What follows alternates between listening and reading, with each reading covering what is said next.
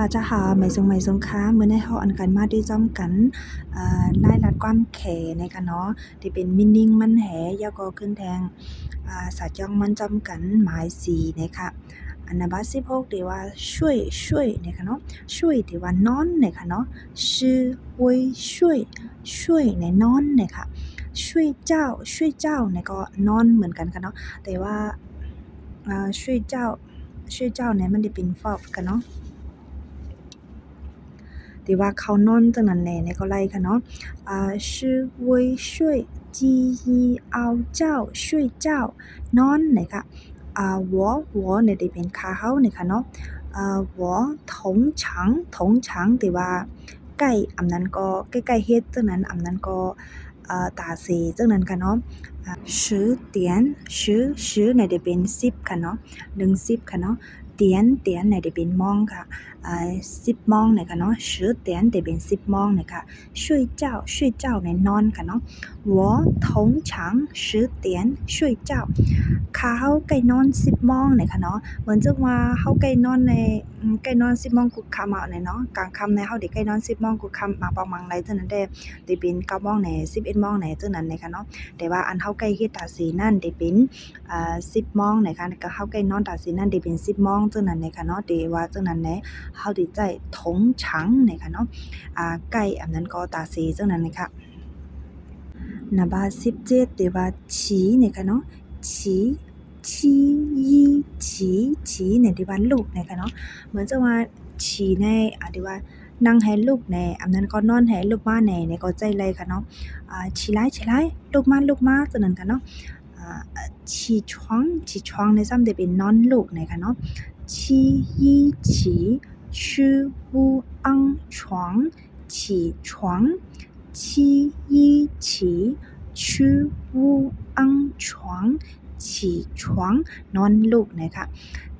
ถ้าที่ว่าอันนี้เป็นท่าผู้ใจนะคะเนาะ每天เนี่ยที่ว่ากูวันนะคะ6点เนี่ยได้เป็น6โมงนะคะเนาะ6เนี่ยได้เป็น6ค่ะ点เนี่ยได้เป็นโมงค่ะเนาะ6点6โมงนะคะ起床ลูกนะคะเนาะนอนลูก他每天6点起床เขาลูก6โมงกูวันนะคะเนาะเขานอนลูก6วันกู6โมงกูวันนะคะ他每天6点起床他每天6点起床เขาลูก6โมงกูวันนะคะนัมเบอร์18นะคะเนาะนัมเบอร์18ที่ว่า喜欢เนี่ยที่ว่าไล่ใจอันนั้นก็เกี่ยวนะคะเนาะสนใจนะคะเนาะ喜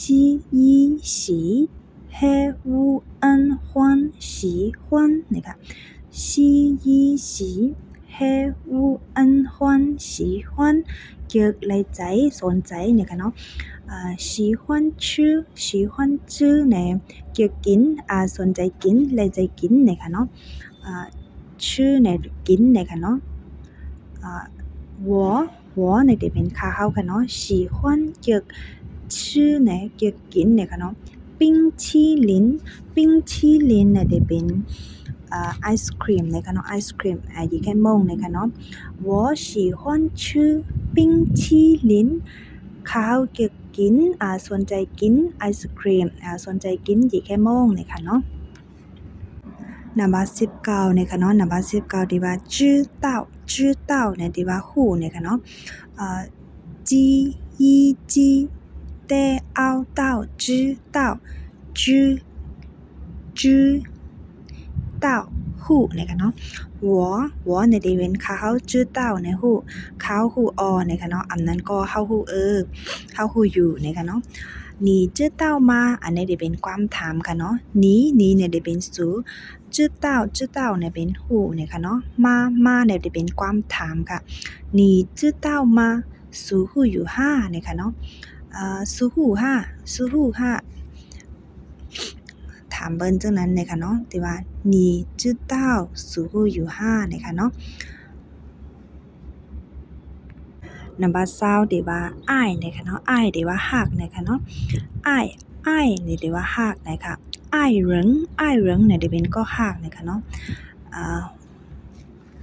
อ้ายเหริงอ้ายเหริงก็ ก็ฮักนะคะเนาะเหมือนจึงว่าเฮาฮักสูในได้ได้ฮู้อยู่ค่ะเนาะ我爱你นะคะเนาะ我爱你你爱我吗สูรู้ฮักเฮาอยู่ค่ะจึงนั้นค่ะเนาะ我爱你我爱你ปอตุยสลันเคเขาเนี่ยได้เคยได้ยินอยู่นะคะเนาะ我爱你我爱你แต่ว่าเขาก็บ่ใกล้ว่าจังนั้นกันเนาะเขาได้ใกล้ว่า我喜欢你ที่ว่าจังได๋กับนำค่ะเนาะเฮาเก๊กสูนะคะเนาะ我喜欢你可以做我女朋友好吧เฮ็ดก็เข้าไหลอยู่5นะคะเนาะ我爱我的家人我ที่ว่าค่าเฮาเนี่ยอ้ายที่ว่าฮักนะคะเนาะ我的ที่ว่าของค่าเฮา家人เนี่ยนาเฮิรนนะคะเนาะ我爱我的家人我爱我的家人ค่าฮักนาเฮิรนค่าเฮานะคะเนาะอ๋อค่ะมื้อนี้ได้ขนายก่อนกุ้ยนี่ค่ะเนาะอย่าเพราะว่ามีพรดีต้อนรับพี่น้องใต้เฮาเนี่ยก็อย่าไปลืมกดไลค์กดแชร์ Subscribe ปันพองนะคะเนาะยินจมยาวค่ะ谢谢大家再见